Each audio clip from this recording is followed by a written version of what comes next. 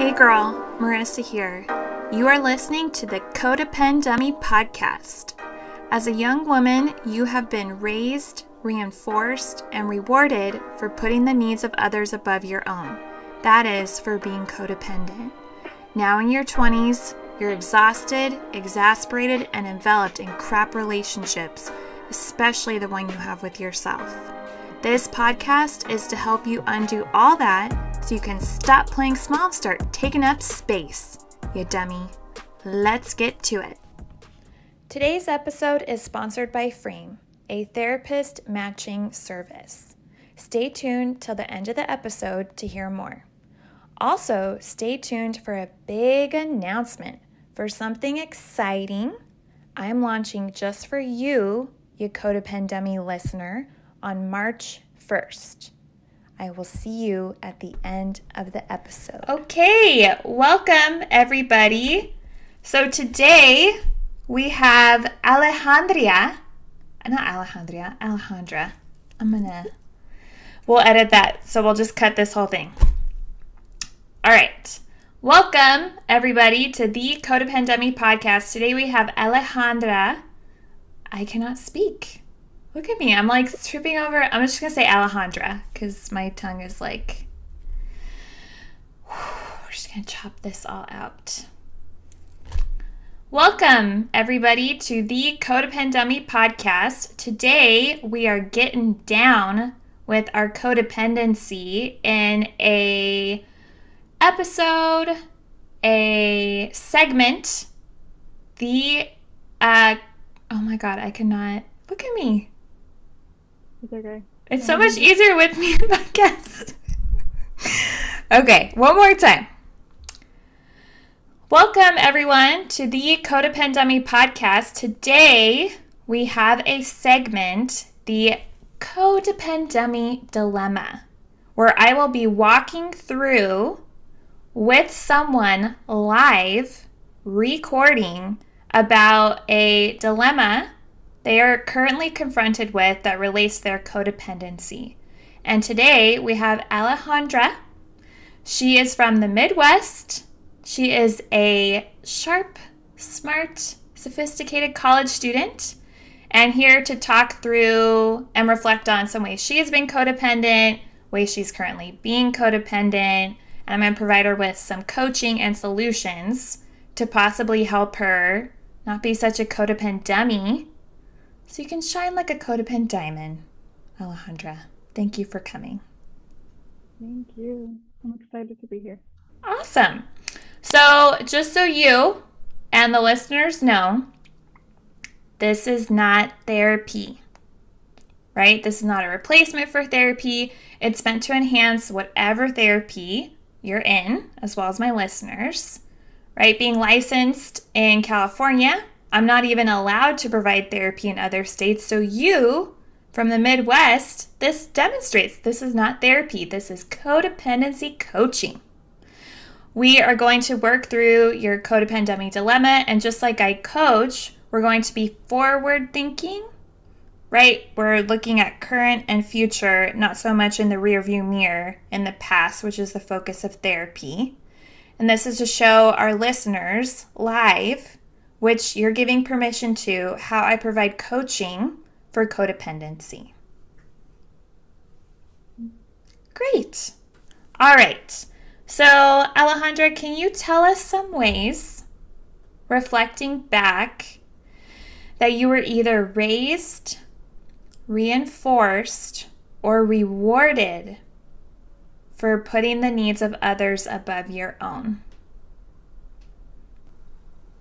Yeah, I can share a little bit about the ways that I feel like mostly rewarded for putting the needs of others before my own. I think two of the main places I can think about it are in my family, like my immediate family. When I was younger, my parents split up and my mom had to, take care of my younger sisters and myself. And I was constantly like rewarded for going above and beyond and like really like getting, not really getting in the way, but also being like a really good child and like not, talking back, doing things like that, just like helping her with my sisters. And a lot of those things taught me that like being quiet and like not pushing back on things was really important. And I think to this day I still struggle with like defending myself or like with confrontation. Like those things are difficult because I'm worried about what other people are going to think or like what other people are going to feel about my feelings. And then I think another space was school. Like that was a big place where I was also constantly rewarded, like the things that I was learning at home to be like quiet and understanding and like really flexible and adaptable. I like presented them at school and I like did those same behaviors and I was constantly rewarded for that. For being a good child, I was rewarded with good grades and like, yeah, just really like feeling like these were the behaviors that were desirable and that were going to get me to be successful. And I guess in a lot of ways they did work, but now it's taking a lot of undoing to unlearn these things and to like realize that like I can speak up for myself and that confrontation isn't always bad. But yeah, I think that those were two really big spaces where I constantly put other people's needs before my own. Right? Constantly. So what stands out to me, you learned at a very young age how to not get in the way. Right? So people are walking by and you, like I just picture you in a hallway and you kind of turn and put your back to the wall. Like just, I'm not going to get in the way. And they kind of look at you like, thank you, and keep going. You're just this obedient, right? Just, I'm not getting in the way. Not talking back, right? Don't push back. Be quiet. And what you were learning at home, it was reinforced again at school. Right? We're just such good little girls. Right? Not getting in the way, being adherent to whatever the teacher says, like stand in line. And we're like the freaking line leaders or like everybody else, like we're kind of like, come on, get in line. And being flexible, being adaptable, and hesitating to defend yourself, right? Confrontation, because what have you been reinforced for being quiet, for being agreeable, for being flexible? And so fast forward to being 10, 15, 20, right? If you have a problem, you're like,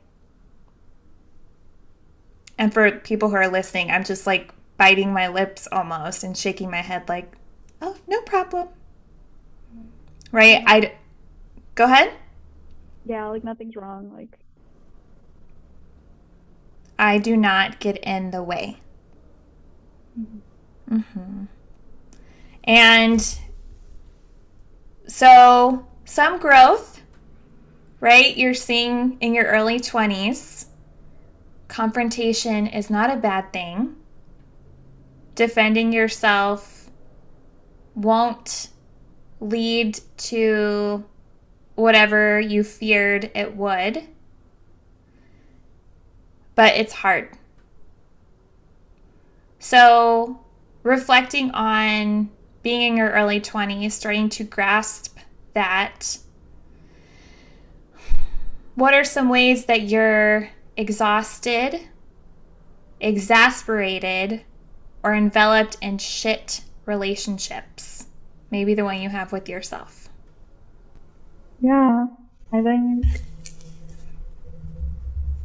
it does get really exhausting to put other people's feelings before my own and to like not really know what feelings I am dealing with at the moment. Like everything almost like comes off into tears. Like that's the way that I've like learned to respond. Whether it's like frustration, disappointment, sadness, like all of these emotions, just kind of like materialize in tears and then not being able to like verbalize that.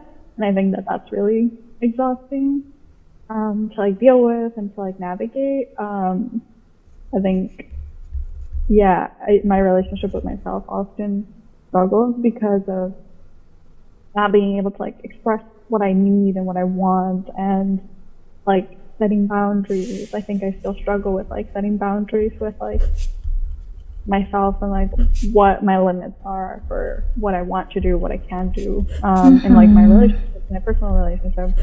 I think like both with like my partner, but also with my mom and my sisters, like where that line is of like, is this something I'm comfortable doing, or is it something I'm doing because you will be disappointed if I don't do it, or like you'll be sad, and like, yeah, like I just can't deal with your sadness, because that would be, I don't know, that would be like a difficult emotion. So I'd rather like deal with like my frustration later of like, I didn't really want to do that, but I did it anyway, or like I'll deal with like the homework that I had to put off or stuff like that, in order to give this situation like more time, whether it was what I wanted to do or not. Right. So in a previous episode, I'm trying to remember what number, I think it's episode 5, everybody, the consequences of codependency, I talk about how one of my creeds, Alejandra, my vows with everybody was, I will be uncomfortable so you will be comfortable. Yeah. Just tell me what you need me to do for you to be comfortable, and I will fucking do it. I will do it. Because the fact that you're uncomfortable, that you're agitated, upset, sad, worried, anxious, overwhelmed, overworked, is causing me so much anxiety. Like, I'll do it. Like, just give it to me. I'll fix it, because this is just like, I don't know how to function if you're anything but content with me. Yeah.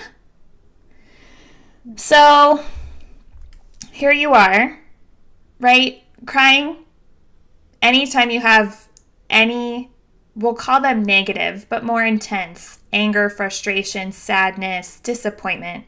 It's just, here's Alejandra and her feelings, and here come the tears. Mm-hmm. And you're like, blah, blah, blah, blah, blah.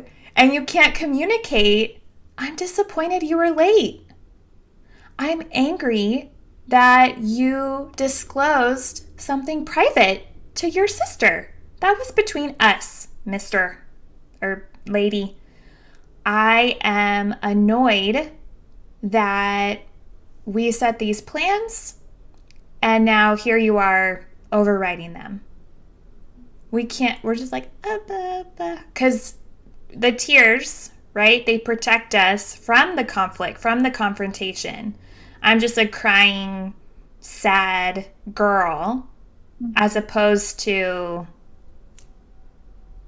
having to put a limit, put up a boundary, inconvenience you with my feelings.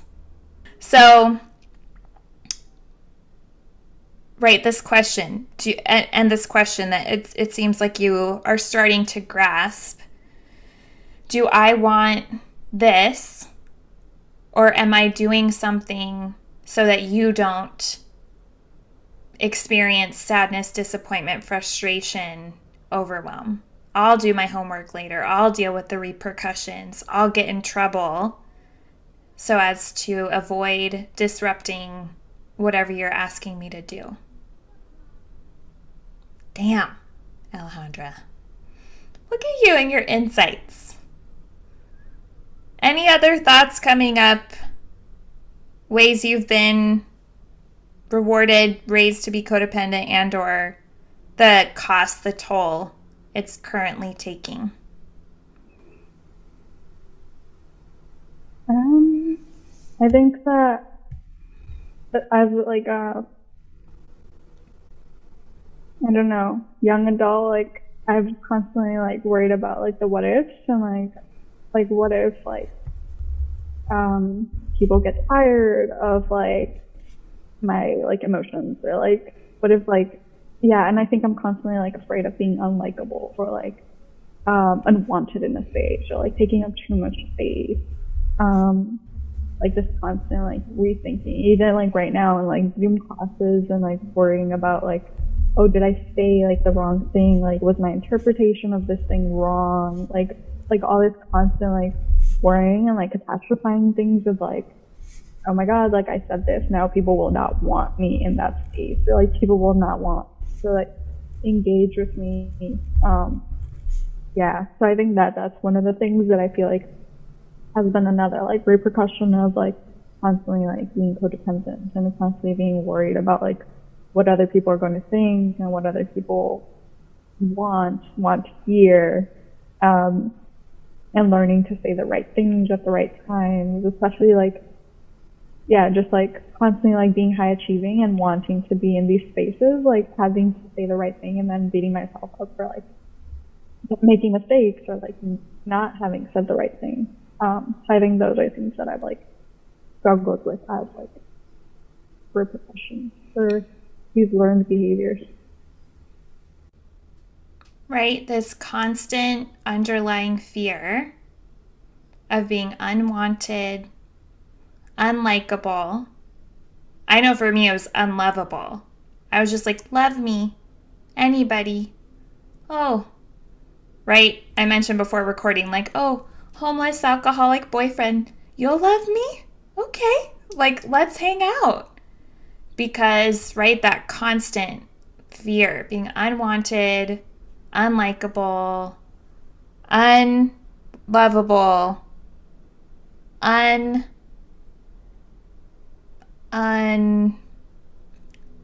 can't think of a better word, unengaging, right, in a Zoom class, uninformed.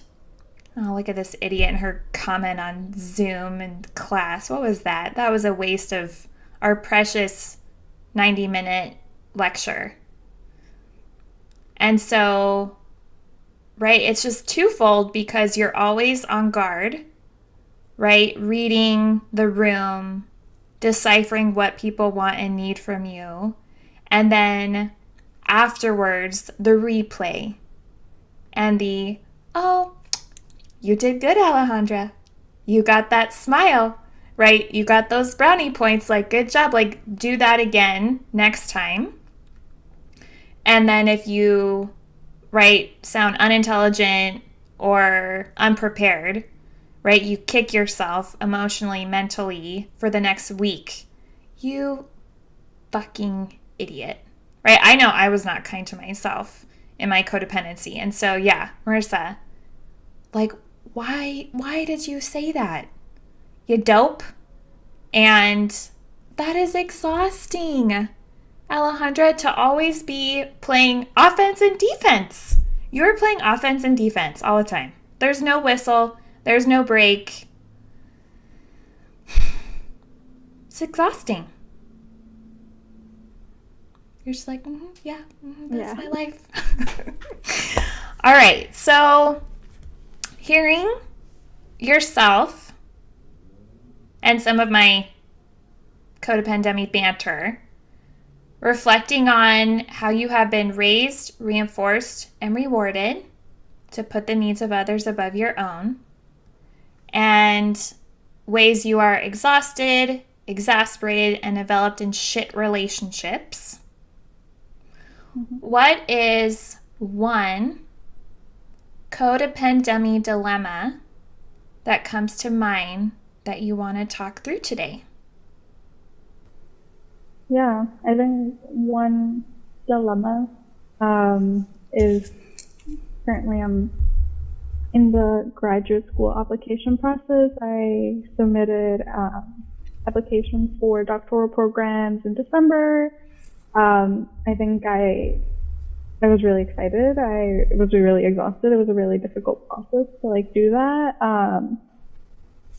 It took a lot of energy to like validate my own research and to validate the reasons I was applying to doctoral programs, and to think of myself as like worthy of being in those spaces. And then fast forward to January, I'm starting to get responses from schools, and I've started to get rejections.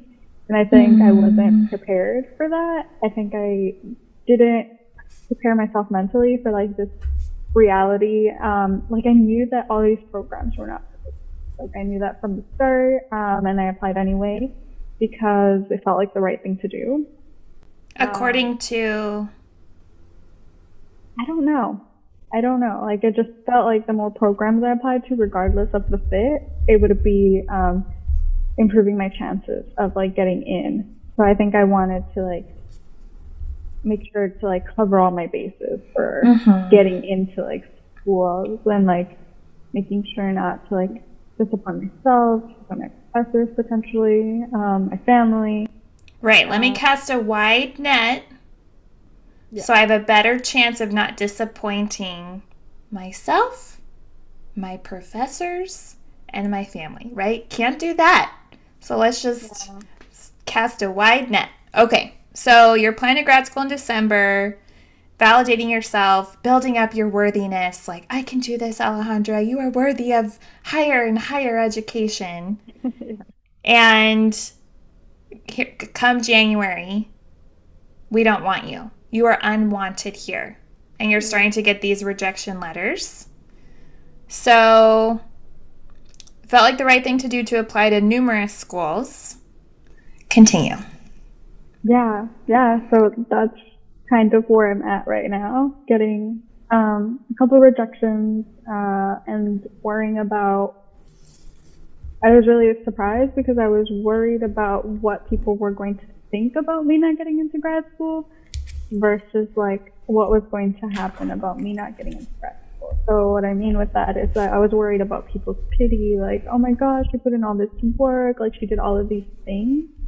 To get to grad school, she did like the research, and like maybe people don't know that, like maybe people don't actually care about that, but that's what I was thinking. I was really worried about what people were going to say about me not getting into graduate school rather than the fact that I was like sad and like I had put in all this work. Yeah, so I think that was like one thing that I've like been navigating, and I'm still like only 3 schools in out of like the programs I applied to, so this is going to be a long journey. Okay. So your current codependummy dilemma is, let's try and form it into a dilemma, like this one or this one. So I'm hearing 3 rejections in, and you're like, oh God, it's starting. And you are starting to picture the pity, right? The, oh, Alejandra, you tried so hard. You did all that research.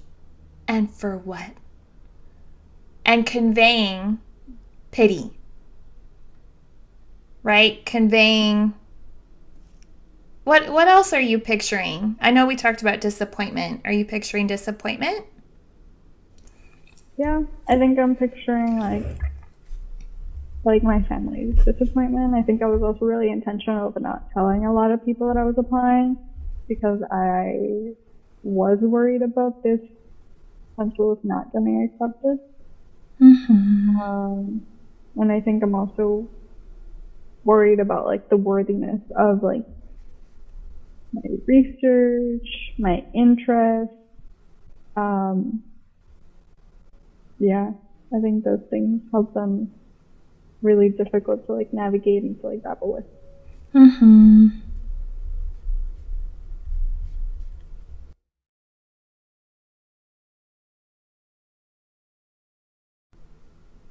The idea that like my research isn't like worthy of studying, which is something that I had already been dealing with. Like I had already been thinking like nobody like I'm interested in loving sexuality, and I already thought that people weren't interested in that. And I think this is just like confirming that, and I'm worried that might feel like it's true. Like this idea that like nobody cares about that. Like why are you studying it? Like, so maybe it's like a twofold thing again. Like I'm worried about people's pity, but I'm also worried about like we thought that wasn't like worthy of researching or like nobody's studying that or like that kind of thing, which is like a very like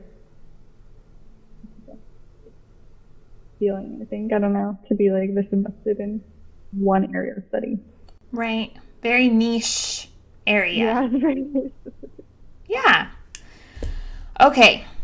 So I wonder if the dilemma is,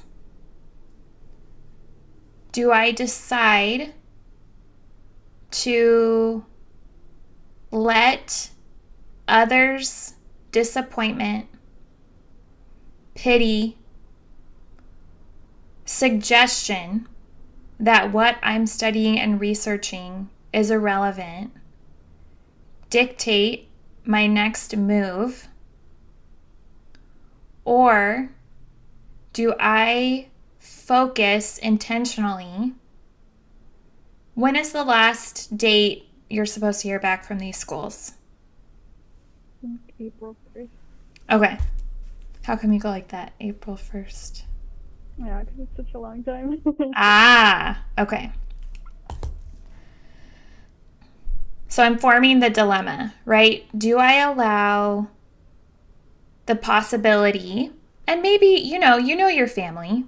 You're in your early 20s. You've been around them long enough. Part of you is like, these motherfuckers, they're going to be like, ugh, so disappointed. Ay, Alejandra, so sorry, like pitying you.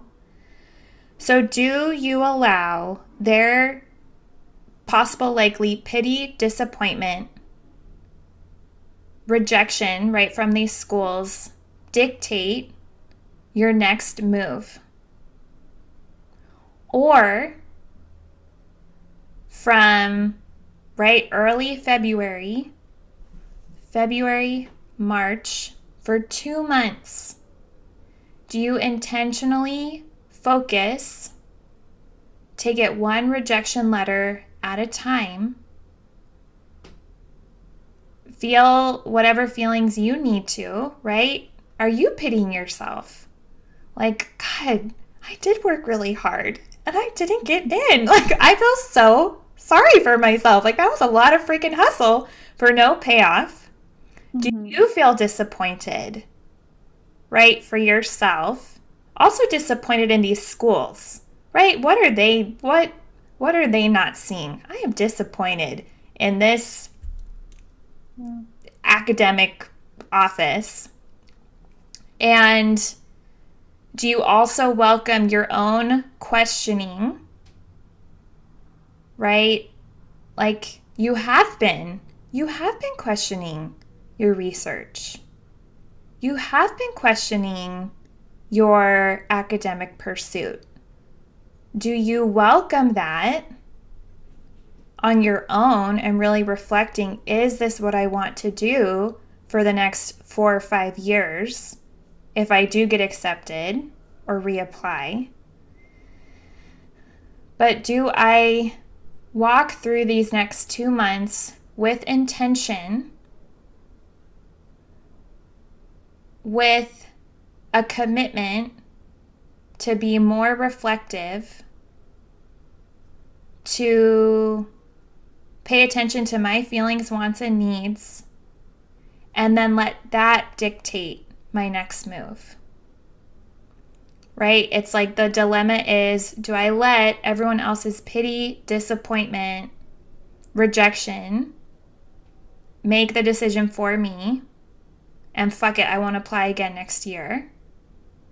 Or do I walk through these, long time and not so long, these next 2 months, really paying attention to my own pity, my own disappointment, my own doubt, and my own research, and then decide on April 2nd, okay, I cast a wide net and nobody took a bite of my bait. Oh my God. Or do I go, oh my God, I didn't get in. Everyone is disappointed. and the answer is clear, nobody cares about this, I quit. I won't ever apply to grad school ever again. Because what are you imagining is going to happen at the end of this? I don't know. I think that last week when I received like my second rejection, I was very much like, I'm never doing this again. Like, this process was horrible. I like don't ever want to like apply again. Now I think I'm feeling a lot more neutral. I'm trying to like recognize my own emotions and like write them down. Like, I think the only thing that got me out of this like spiraling of like, oh my god, like you're not worthy, like your research isn't good enough, like everyone's gonna be so disappointed and like so much pity for you, was like writing it down and like just getting those emotions onto paper and out of my head. So I really don't know like where I will be on April 2nd, like when school is started, and if like if I'm not like accepted into any school, like I don't know where I'll be, but I know that I have like some of the tools to like move past that. And I think that I do want to like prioritize like my own emotions and like my own feelings. Like, yes, my family and my friends might be like sad or like disappointed or pitying me, but I do want to worry about like what I'm feeling, because at the end of the day, like a lot of that work was like me, like solo work that I had to do, and like a lot of that work was me, and then you say solo work. Alejandra, it was all you. Yeah, I guess I was thinking like letter of Rex, and that's... You requested them, and you demonstrated your academic ability the entirety of that course you took, that research that you did, right? Following up with, hey, here's the prompt, here's my freaking application, here's my GPA, like, here are all the things, right? I mean, I love professors, but I think they just substitute our names and like they just pump it out. So okay, so it was all you. It was all you, right? Your feelings are what matters because you're the one who applied. Okay, I cut you off. So friends might be disappointed, but you did the work. Your feelings are important. Yeah, I mean, I think that that's like the main part of it. I think I still don't know like how I would navigate like telling people like, oh, actually I'm not going to graduate school, like no, I didn't get accepted. Like, I feel like that part would still be really hard to like name and to like say out loud to like somebody that's not like us right now, you know, like someone that's not what? Like you and me, like in this conversation, this hypothetical conversation of like April 2nd when I like don't get in. Well, let's come on. Tell me, and I will give you your worst. Do you want me to be a professor or a family member? Or a friend? You can be a family member. Okay. Yeah, well, you can be my sad mom who's going to be like, but all the work you did, like, what does this mean for like your future? Yeah, that's okay. pretty much how my mom would like respond probably. Okay. Yeah, so mom, I like just heard back from all the schools and I didn't get into any of the doctoral programs I applied to.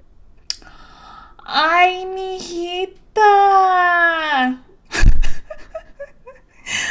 Oh, but you worked so hard. You worked so hard. I saw you. You were writing and applying. Mm-hmm. And you worked so hard for 4 years, mi hija. And nobody? Oh my gosh. I'm so sorry. I am so sorry.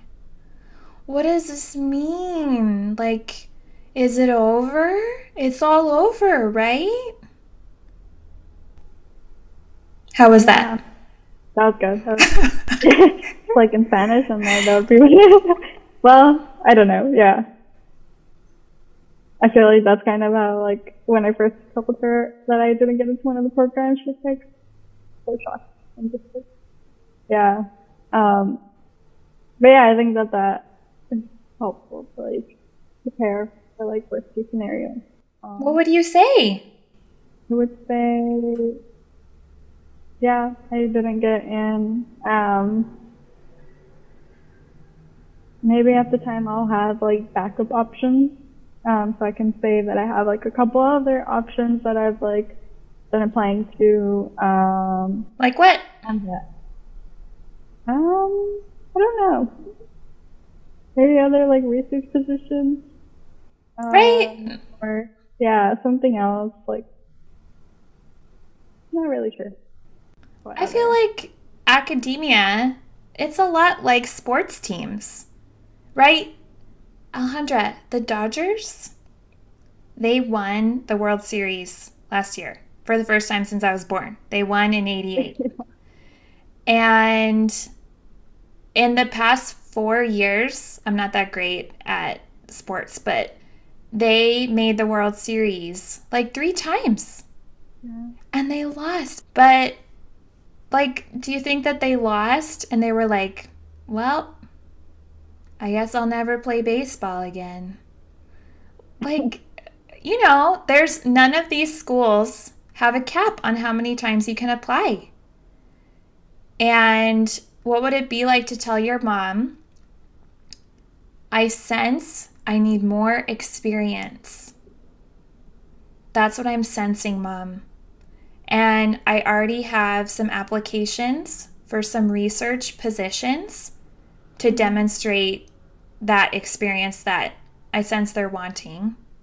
I reached out to my top 5 picks and I said, hey, top 5 pick, I did not get in, and I'm curious if I could meet with you for a 20-minute virtual coffee to get structured feedback, critical feedback on the areas where I can improve to demonstrate to you guys next year I am going to be a star student at this campus. So I've already talked to them, Mom. I have some research positions. And no, it's not over. It's not the end of the world. And I've worked really hard, as you've seen, and I'm going to keep doing that.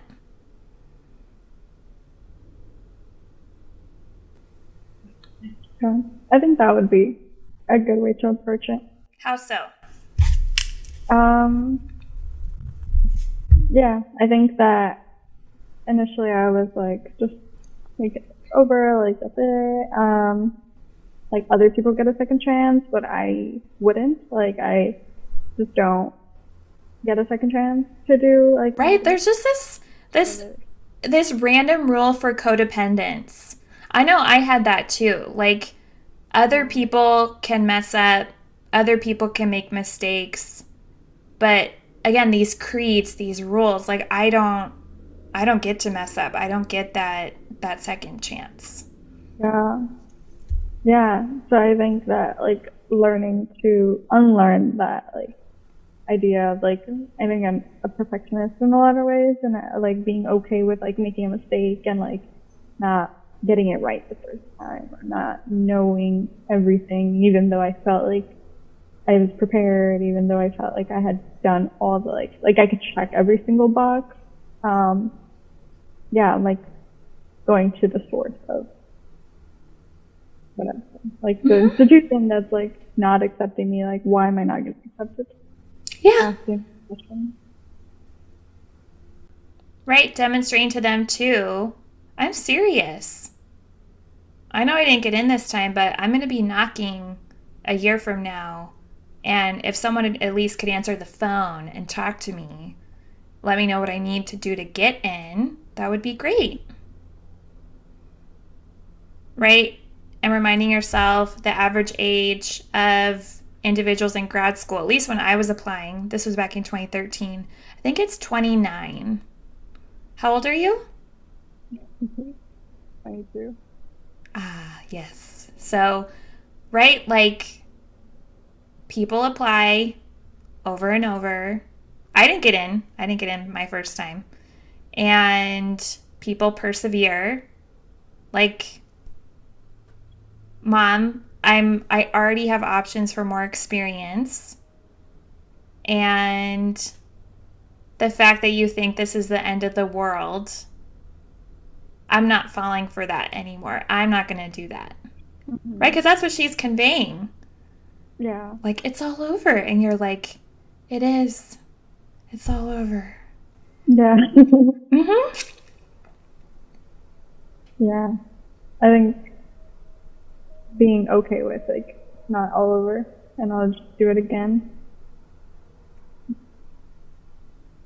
Something I'll have to, like, figure out. Mm-hmm. And this probably won't be the last time that I'll, like, have to, like, figure that out. So I believe it'll be a good skill to have. Ah, yes. The fact that there are obstacles and challenges and no's and rejections in life. Right, but I'm hearing, right, for codependence, it's not just that rejection, obstacle, challenge. It's how others perceive us in navigating that. Because we can't focus on just what we want and need. We got to focus on what other people want and need from us while we deal with this. And that's why we're exhausted all the freaking time. Okay. So the dilemma is allow others pity, disappointment, suggestion that what you're studying is unworthy. Let that dictate your next move on April 2nd. Or be very intentional, reflective, compassionate. You said you're like, I know what to do, right? Journaling every day. Do you like set a timer, or is there like a certain page limit? Like, how often do you journal? I think I used to be more consistent. I would journal every day, and then I stopped. But now, whenever I'm just feeling like really overwhelmed with emotions, I'll pick up my journal again, and I know that I can start. Like, I try not to be so hard on myself about it, or like super strict, and try to like be hard on myself about like not having journaled that day or something like that. Okay. So no guilt in non-journaling, and also inviting that coping skill more often. Like these 2 months, Alejandra, you've got 2 months, literally like 2 months, intentional, reflective, compassionate, unlike a lot of other 2-month periods in your life. You might be hearing a lot of no's. So thus, you need to buffer, deepen, increase whatever tools you have. Right? We're not waltzing into the next 2 months. Right, yeah. Yeah. Right? So, journaling. Excuse me. Looking at other options, depending how many more no's you get, which you already, I'm sure you already have options. Do you have options? Yeah. But you know where to look. Yeah. Yeah, you know where to look. You know who's hiring. You know who you can talk to. So you have options. And what else do you sense you need the next 2 months to really let yourself, your feelings, paying attention to your disappointment and pity, like focus on that?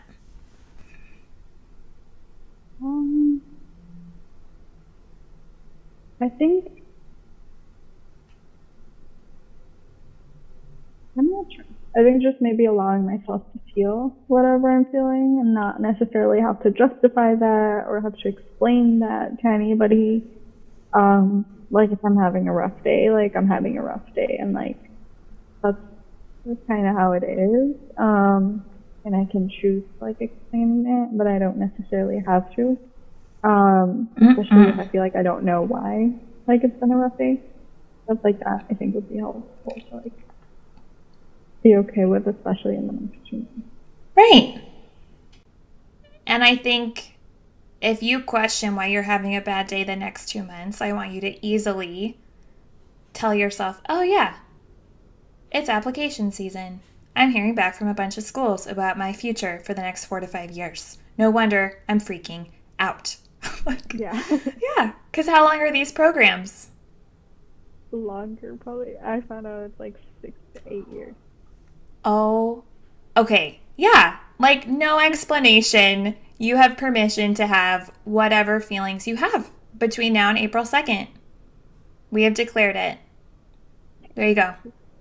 So journaling, prepping to talk to mom, write her drama, people's pity and disappointment, and you, right, building yourself up with, I'm already looking at research positions, I'm researching areas that I can improve to apply again next year. I am 22. I can apply next year. Like, calm down, everybody. Calm down, Alejandra. Yeah. Just focusing more on you and how that will dictate your next move. Okay. We're at time. Any final thoughts, reflections, insights? No. That was really helpful. Thank you. You're welcome. Yeah, right? These dilemmas, just trying to simplify things to 2 options, and it just helps with the perspective, right? So then the next 2 months when you're like going back and forth, you'll easily be like, oh, I'm gonna do me. I'm gonna pick me. All right, well, thank you so much. And for all the listeners who relate, please email me. I'd love to forward your emails, thoughts, DMs to Alejandra to let her know how talking through this helped you. And we will catch you guys next time. Hey girl! Today's episode is sponsored by Frame, a therapist matching service. They want to help you find the right therapist. How it works is you create a profile, answer questions about you and what you want to work on in therapy, and then voila! Frame matches you with 6 to 8 therapists. Next, like Goldilocks, you can browse and talk with them to choose the therapist that's just right for you. Using Frame to find your therapist is completely free. They're also offering my listeners an exclusive code for $20 off each of your first 3 sessions once you match with a therapist. All you have to do is go to tryframe.com/dummy and enter your email. That's www.tryframe.com/dummy. Girl, hop on it. That's $60 of free therapy. And now, drum roll please. In the spirit of Galentine's Day, I want to invite all you gals to the Codependummy Facebook group. Why? Well, A, because no one has joined it. Okay. It's just me and my professional page. There's 2 members in there. And B, in the month of March, I'm going to offer members live group coaching calls like I did today with Alejandra. I'm also going to have a Q&A about the podcast episodes that you loved, but you have some follow-up questions on, a chance to connect with other codependummies, and I'm ending with a bang, which I won't tell you because you need to join. Girl, you have 2 weeks to find the Codependummy podcast Facebook group, request to join, and get in on the action. That will start March 1st. I know. Facebook, like, it's for boomers and Gen Xers, not millennials and Gen Zers. But it's also a place where you and I can connect and get to know each other. And you can also talk with other Codependummy listeners. go to facebook.com/groups/codependummy to request your spot now. Don't wait till February 28th. For those of you who join this week, meaning February 15th to February 22nd, I will personally send you a link to my workshop on the topic of imposter syndrome, which has a lot of interconnections with codependency.